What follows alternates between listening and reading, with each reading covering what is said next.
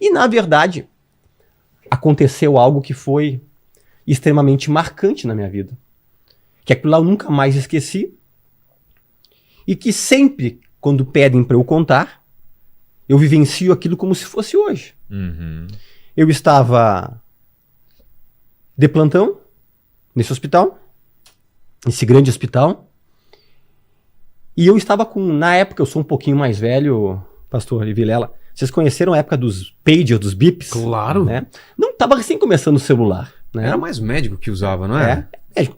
Só que nós, onde estávamos no local dormindo lá no hospital, nós tínhamos bip. Então o bip tinha 2 toques. Era um toque normal e tinha um toque que era um toque de parada cardiorrespiratória. Ah, é? Para tu poder saber. Se a parada, tu tinha que ter uma rapidez maior de você ir. E eu estava de plantão, cirúrgico, e tocou o bip da parada. E era mais ou menos 13h15, 13h20 da manhã, e eu levantei com muita rapidez. O bip toca para a equipe da cirurgia, quando o paciente é teu, e o bip toca para a equipe da clínica e para a enfermagem. Muito bem.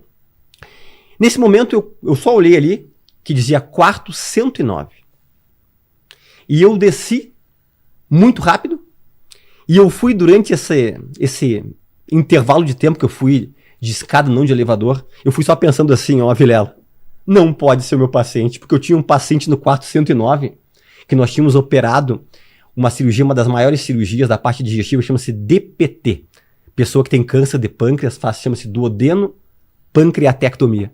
E eu fui pensando angustiado, não pode ser ele, porque era SUS e tinha 5 pacientes no quarto, e porque eu tinha falado para a família um dia antes que ele teria alta no outro dia, porque o pós-operatório realmente estava muito bom.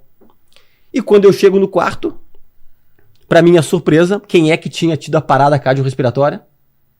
O meu paciente. E aí estava lá já o pessoal da clínica, a enfermagem, e eu cheguei. E como o paciente era meu, quem assumiu toda a reanimação junto ali foi eu. E nós começamos a reanimar esse paciente.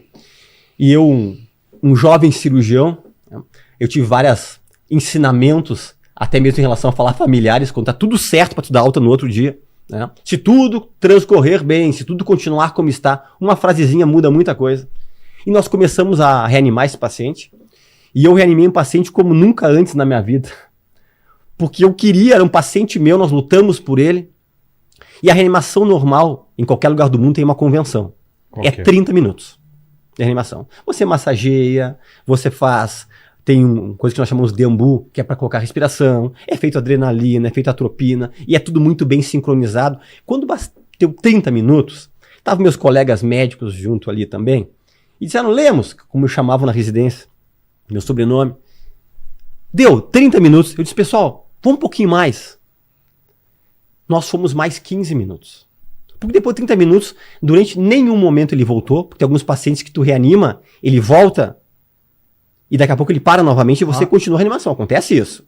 Não é assim, reanimou, acordou, tá tudo bem. Às vezes ele acorda, reanima e daqui a pouco para de novo. Às vezes para tu reanimar 3 vezes. Só que depois de 30 minutos, durante todos os 30 minutos, ele não voltou em momento algum. Ou seja, paciente morto 30 minutos. E tocamos até 45. Fica aquela linhazinha? Linhazinha. Com assistolia, fica ali aquela linhazinha. E chegou 45 minutos, aí tá o pessoal já impaciente comigo. Né? 13 e tanto da madrugada, enfermagem paciente, tipo, né?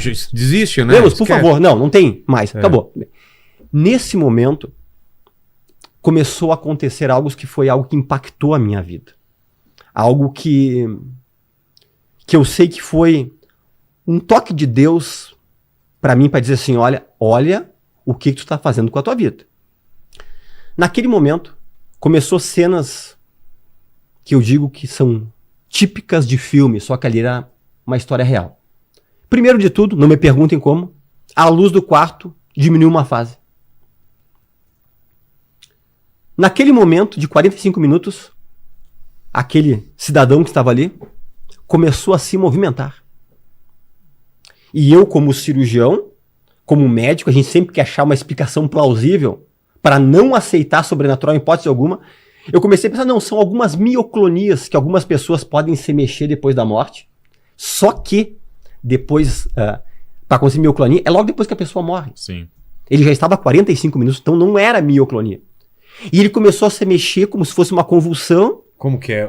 Tipo Se movimentar. Tipo epilético, não? Tipo epilético. Tá. Convulsão. Começou a esticar os braços. Nossa.